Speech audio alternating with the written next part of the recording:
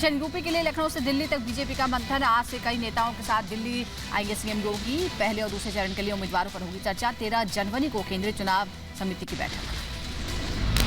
BJP का door to door महासंपर्क अभियान आज से शुरू होगा। घर घर पहुंचेंगे बीजेपी के कार्यकर्ता, पार्टी के लिए मांगेंगे समर्थन।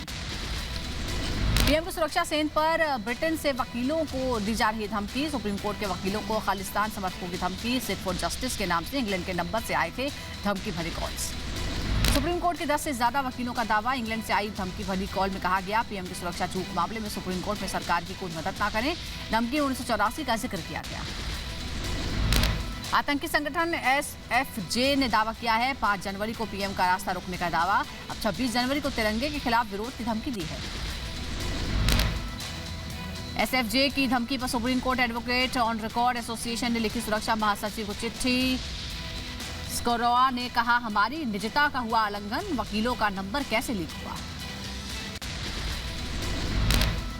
स्कोरोआ ने धमकी भरे कॉल की जांच की मांग की है। कहा, अगर फोन हैक हुआ है तो डाटा का दुरुपयोग हो सकता है, नंबर लीक कर निजता का उल्लंघन हुआ।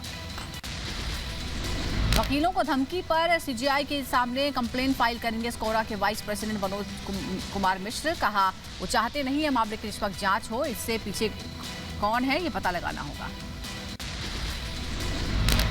और हम लोग जो है एप्रोप्रिएट एप्लीकेशंस या कंप्लेंट सुप्रीम CGI जी के सामने फाइल करेंगे, जिससे कि भविष्य में इस तरह की घटनाएं दोबारा रिपीट न हो। रिपब्लिक भारत से सुप्रीम कोर्ट के बार एसोसिएशन के सचिव अमेंद्र मौली प्रसाद ने कहा, मुझे भी आया है धमकी भरा कॉल। धमकी वाले फोन पर बोले सुप्रीम कोर्ट के वकील और AOR अश्विनी दुबे। कहा, हल्के में नाले फोन कॉल सिक्योरिटी एजेंसियों को करनी चाहिए मामले की जांच। सुप्रीम कोर्ट के वकीलों को SFJ की धमकी का मामला। सुप्रीम कोर्ट ने वकील ने दिल्ली पुलिस कमिश्नर से शिकायत कर तुरंत जांच की मांग की। पीएम की सुरक्षा में सेंध मामले में सुप्रीम कोर्ट में एक और याचिका दाखिल की गई है। याचिका में सीएम चन्नी के खिलाफ आपराधिक कार्रवाई की मांग की गई है। सुप्रीम कोर्ट में याचिका सुरक्षा में सेंध मामले पर टेरर एंगल की जांच NIA से कराने की मांग। पंजाब पुलिस की भूमिका की भी जांच की मांग की गई है। पंजाब में पीएम की सुरक्षा मामले में सुप्रीम कोर्ट में किया कमेटी का गठन। पंजाब सरकार ने गृह मंत्रालय की कमेटी पर उठाई थी सवाल। पंजाब में पीएम की सुरक्षा चूक मामले में सुप्रीम कोर्ट में किया कमेटी का गठन। सुप्रीम कोर्ट के रिटायर्ड जज की निगरानी में होगी जांच। सुप्रीम कोर्ट ने कहा, जांच कमेटी जल्द से जल्द सौंपेगी रिपोर्ट, उसके बाद सुप्रीम कोर्ट एक्शन लेने पर सुनाएगी फैसला। चीफ जस्टिस ने अपने फैसले में कहा, चंडीगढ़ के DGP, NIA, IG, IB और पंजाब हरियाणा के हाईकोर्ट रजिस्ट्रार जनरल जांच कमेटी में शामिल होंगे। CGI NV रमन्ना ने पीएम मोदी की सुरक्षा चूक मामले पर आदेश रखा सुरक्षित। कहा, मामले पर जल्द जारी किया जाएगा आदेश। यूपी की जनता के नाम सीएम योगी ने जारी किया वीडियो संदेश। कहा, यूपी में सफल रहा 5 साल का कार्यकाल। वैक्सीन को बताया सुरक्षा कवच। कहा, कोरोना हारेगा, भारत जीतेगा। 5 वर्ष का हमारे साथ सरकार का ये कार्यकाल सफलतापूर्वक आगे बढ़ रहा है। मेरी आप सबसे अपील है कि आप सभी लोग जिन्होंने कोरोना की वैक्सीन नहीं ली है, वैक्सीन जरूर ले लें, तो कोरोना हारेगा और भारत जीतेगा। समाजवादी पार्टी के कार्यालय पहुंचे मुलायम सिंह यादव। कार्यकर्ताओं को किया संबोधित। कहा, लाल टोपी से डरे हैं बीजेपी नेता। सबसे बड़े नेता बीजेपी के वो कहते समाजवादी पार्टी की ये लाल टोपी खतरनाक है। लाल टोपी से परेशान हो गए। जमीयते उलमाए हिंद के अध्यक्ष मौलाना महमूद मदनी ने अखिलेश के जिन्ना वाले बयान से किया किनारा। कहा, मुसलमानों ने जिन्ना के आइडिया को रिजेक्ट किया था और भारत को चुना। जिन्ना भारत के मुसलमानों के पैर कुल्हाड़ी मार गए। यूपी की फिरोजाबाद में कांग्रेस कार्यकर्ताओं ने उड़ाई आचार संहिता की धज्जियां। एक रेस्टोरेंट में हुई पंचायत में बांटे गए प्रियंका गांधी के फोटो वाले बैग। कोरोना गाइडलाइंस का भी नहीं हुआ पालन। MP सरकार के मंत्री नरोत्तम मिश्रा का कांग्रेस पर हमला। कहा, पंजाब के मुख्यमंत्री चरणजीत सिंह चन्नी को रिमोट से चला रही है कांग्रेस। पहले मनमोहन सिंह को भी ऐसे ही चलाया था। पहले मनमोहन सिंह जी को जैसे रिमोट से इन्होंने चलाया, कमोबेश वही स्थिति इन्होंने पंजाब की कर दी है, जो इस बात का द्योतक है।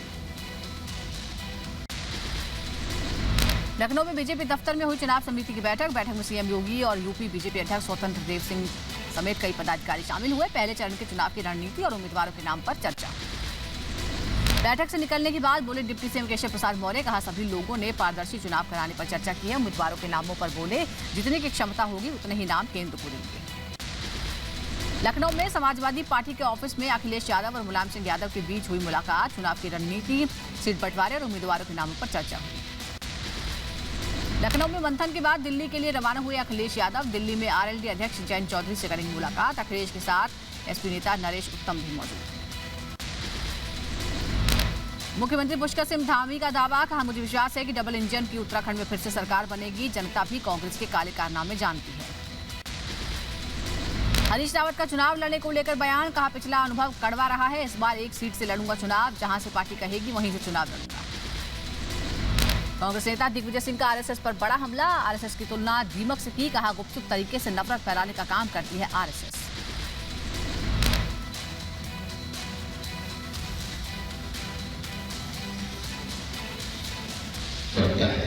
मैं जब ये कहूंगा तो सबसे ज्यादा गालियां मैं खाऊंगा, क्योंकि आरएसएस से की मैंने तुलना दीपक के साथ कर दी। बीजेपी के राष्ट्रीय महासचिव कैलाश विजयवर्गीय का दिग्विजय सिंह पर पलटवार, कहा देश की असली दीमक कांग्रेस है, कांग्रेस ने भ्रष्टाचार से देश को खोखला किया। इस देश की दीमक यदि है तो कांग्रेस, जिन्होंने आज़ादी के बाद से लगातार भ्रष्टाचार करके देश को खोखला किया है। आरएसएस के बारे में उन्होंने टिप्पणी की है। वे आरएसएस के लोग सत्ता में बैठे और उन्होंने सारा भ्रष्टाचार समाप्त कर दिया, और न सिर्फ भ्रष्टाचार समाप्त हुआ इस देश के अंदर, इन सब के चेहरे भी बेनकाब हुए। कैलाश विजयवर्गीय ने यह पलटवार किया। आगे बढ़ते हैं। 12 जनवरी को पीएम मोदी मेडिकल कॉलेजों का वीडियो कॉन्फ्रेंसिंग के जरिए उद्घाटन करेंगे। तमिलनाडु में नए 11 सरकारी मेडिकल कॉलेज और सेंट्रल इंस्टीट्यूट की होगी शुरुआत। 5 राज्यों यूपी, उत्तराखंड, गोवा, पंजाब और मणिपुर में चुनावों को लेकर राहुल गांधी का ट्वीट, लिखा नफरत को हराने का सही मौका है। पंजाब चुनाव से जुड़े अभिनेता सोनू सूद की बहन का नाम भी जुड़ गया है। मालविका सूद ने थामा कांग्रेस का दामन। सीएम चन्नी और नवजोत सिंह सिद्धू की मौजूदगी में पंजाब कांग्रेस में शामिल हुए। पंजाब कांग्रेस अध्यक्ष नवजोत सिंह सिद्धू और एक्टर सोनू सूद की मुलाकात हुई। मोगा में सोनू सूद के घर मिलने पहुंचे नवजोत सिंह सिद्धू। पंजाब में कैप्टन अमरिंदर सिंह की पार्टी पंजाब लोक कांग्रेस को मिला चुनाव चिन्ह। हॉकी गेंद कैप्टन का चुनाव चिन्ह है। चुनाव चिन्ह पर कैप्टन ने जताई खुशी। गोवा में चुनाव से पहले बीजेपी को बड़ा झटका। मंत्री माइकल लोगों का कैबिनेट और विधायक पद से इस्तीफा, दूसरी पार्टी में जाने की हैं अटकलें। लखनऊ में सीएम योगी ने की आईपीएस अधिकारियों से मुलाकात। हाल में आईपीएस अधिकारियों का यूपी में हुआ है तबादला। दिल्ली में केंद्रीय रेल मंत्री अश्विनी वैष्णव ने हरियाणा के मुख्यमंत्री मनोहर लाल खट्टर से हरियाणा भवन में मुलाकात की। कई प्रोजेक्ट्स को लेकर चर्चा हुई। सहारनपुर में बैठक के दौरान कोरोना प्रोटोकॉल और आचार संहिता तोड़ने पर इमरान मसूद और उनके समर्थकों के खिलाफ मुकदमा दर्ज। कांग्रेस छोड़ समाजवादी पार्टी में शामिल हुए हैं इमरान मसूद। यूपी के जौनपुर में आचार संहिता उल्लंघन के मामले में कांग्रेस के पूर्व विधायक पर केस दर्ज हुआ है। चुनाव प्रचार के दौरान कई गाड़ियों के काफिले के साथ निकलने के आरोप में केस दर्ज। यूपी के आगरा में हुआ चुनाव आचार संहिता का उल्लंघन। जिला मुख्यालय में राष्ट्रीय लोकदल की गाड़ियां झंडे पोस्टर लगाकर पहुंची। जानकारी मिलने पर प्रशासन ने गाड़ियों पर से झंडे और पोस्टर हटवाए। यूपी के रामपुर में आदर्श आचार संहिता उल्लंघन लागू है। पुलिस ने दीवारों पर लगे प्रचार प्रसार के पोस्टर हटवाए हैं। यूपी के बुलंदशहर में पुलिस ने आचार संहिता तोड़ने पर की कार्रवाई। पूर्व विधायक गुड्डू पंडित के काफिले में शामिल गाड़ियों से उतरवाए सपा के झंडे। देश में नहीं रुक रहा कोरोना का विस्फोट। 24 घंटे में कोरोना के 1,79,723 केस सामने आए हैं। एक दिन में 146 लोगों की जान गई। कोरोना की मार से सबसे ज्यादा महाराष्ट्र, दिल्ली और बंगाल बेहाल है। दिल्ली में एक दिन में 22,751 मामले, महाराष्ट्र में 41,434, बंगाल में 24,287 मरीज मिले। देश में ओमाइक्रॉन वेरिएंट तेजी से पसार रहा है पैर। देश में ओमाइक्रॉन के कुल 4,033 मरीज। राजधानी दिल्ली में कोरोना के हालात पर डीडीएमए की बैठक। सूत्रों के मुताबिक रेस्टोरेंट की डाइनिंग सेवा बंद हो सकती है। टेक अवे जारी रहेगा। सुप्रीम कोर्ट में भी कोरोना विस्फोट हुआ है। सुप्रीम कोर्ट के 7 जज, 250 कर्मचारी कोरोना संक्रमित हो गए। बढ़ते कोरोना संक्रमण को देखते हुए हरियाणा सरकार का आदेश। 26 जनवरी तक हरियाणा के सभी स्कूल बंद, ऑनलाइन जारी रहेगी पढ़ाई। दिल्ली में बढ़ सकती है कोरोना की पाबंदियां। मेट्रो बसों में कम होगी यात्रियों की संख्या। डीडीएमए की बैठक में कोरोना पर हुआ मंथन। मुंबई रेलवे में अब तक 242 कर्मचारी कोरोना संक्रमित हैं। मध्य रेलवे में 15 अधिकारी समेत कुल 90 कर्मचारी संक्रमित। पश्चिमी रेलवे में कोविड की गिरफ्त में 252 अधिकारी और कर्मचारी। राजस्थान के सीएम आवास पर कोरोना का कहर। वीवीआईपी गाड़ी के ड्राइवर समेत 27 लोगों में कोरोना की पुष्टि हुई। राजस्थान के शहरी इलाकों में 30 जनवरी तक स्कूल कॉलेज बंद। राजस्थान में शादी में सिर्फ 100 लोग ही ले सकते हैं हिस्सा। होटल और रेस्टोरेंट में 50% क्षमता के साथ ही खोले जाएंगे। कोविड-19 को लेकर मुख्यमंत्री योगी के निर्देश। प्रदेश के सभी सरकारी और निजी दफ्तरों में 50% ही नियम होगा। निजी दफ्तर में कर्मचारियों के कोरोना पॉजिटिव होने पर कम से कम 7 दिन की छुट्टी मिलेगी। वैक्सीनेशन पर सीएम योगी का बयान। 15 जनवरी तक 15 से 18 साल के सभी बच्चों को लग जाएंगे टीके। महाराष्ट्र में कोरोना के हालात पर सख्त महाराष्ट्र सरकार। स्वास्थ्य मंत्री राजेश टोपे का बयान। कहा, जहां भी भीड़ दिखेगी वो जगह बंद करवा दी जाएगी, शराब की दुकानें हो या धार्मिक स्थल। एमपी के गृह मंत्री नरोत्तम मिश्रा का बयान। कहा, तीसरी लहर से लड़ने के लिए पूरी तरह तैयार है सरकार। साथ ही जनता से कोविड गाइडलाइंस के पालन करने की अपील की। बीजेपी अध्यक्ष जेपी नड्डा हुए कोरोना पॉजिटिव। ट्वीट करके दी जानकारी। डॉक्टरों की सलाह पर खुद को किया आइसोलेट। रक्षा मंत्री राजनाथ सिंह भी कोरोना संक्रमित हो गए हैं। राजनाथ सिंह ने ट्वीट करके जानकारी दी। खुद के घर में आइसोलेट किया। संपर्क में आए लोगों से टेस्ट कराने की अपील की। रक्षा मंत्री राजनाथ सिंह के कोरोना पॉजिटिव होने पर सीएम योगी का ट्वीट। रक्षा मंत्री के जल्द ठीक होने की कामना की। बिहार के सीएम नीतीश कुमार हुए कोरोना पॉजिटिव। नीतीश ने खुद को घर में आइसोलेट किया। संपर्क में आए लोगों से टेस्ट कराने के लिए कहा। दिल्ली, मुंबई और लखनऊ समेत पूरे देश में कोरोना वैक्सीन का बूस्टर डोज लगना शुरू हो गया है। दोनों डोज ले चुके स्वास्थ्य कर्मियों, फ्रंटलाइन वर्कर्स और बीमार बुजुर्गों को लगा टीका। त्रिशूल के बोल्डो में फिर होगी भारत और चीन के बीच सैन्य कमांडर स्तर की बातचीत। 12 जनवरी को एक टेबल पर आएंगे दोनों देशों के सैन्य कमांडर।